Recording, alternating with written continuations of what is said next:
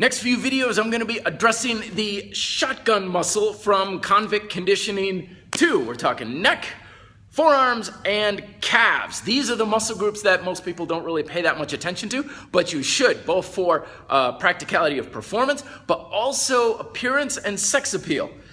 Little story, today we're talking neck strength. And even if you're not a boxer or wrestler, people notice this.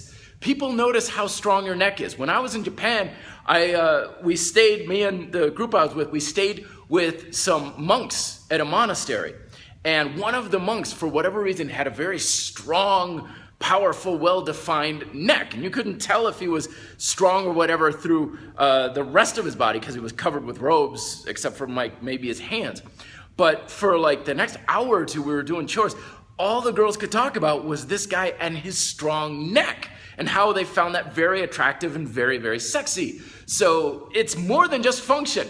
Even if you're not getting knocked around or you need a strong neck for race car driving, it improves how you look and sets up your appearance. So what do we do for our neck training? First and foremost, what I encourage you to do is practice again the isolated or isometric styles of muscle tension for the neck.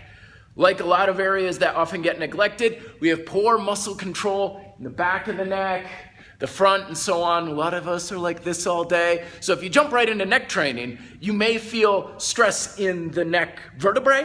And remember, stress in the joints means it's not in the muscle. We got to train ourselves to get it in the muscle. So just standing and tensing up the neck, relaxing.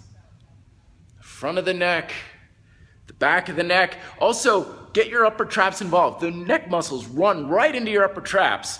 So if you're tensing up your upper back along with the back of the neck, that means you're probably on the right track.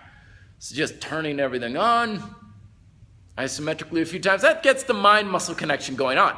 Then we go right into the exercises. Front of the neck is first laying down, facing the floor.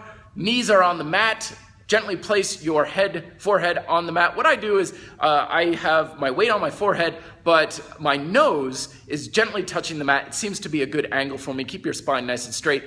Arms either folded in front of you or behind you, and hold for about 10-15 seconds. Then place your hands down onto the floor and relieve the tension. You want to make it harder? Just elongate your body, increase or decrease the leverage, whichever the case may be, and that'll make it a little bit more difficult. I don't recommend moving the neck around a whole lot, especially as you're getting started. Just work on holding things in an isometric fashion. That will be just fine.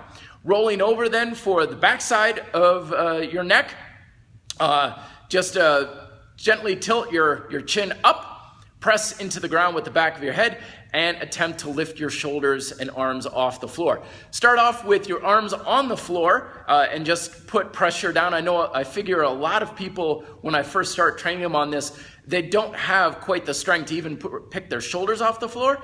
So just put pressure into the floor. You don't even have to lift anything up. Just make sure there's tension going through those muscles. Then as you get stronger, your shoulders will lift off the floor. Then you cross your arms in front of you, and then you've got a bridge between the back of your head to your tailbone, and from there you can go into some of the more advanced progressions where your feet are on the floor and you're picking your entire body up off the ground.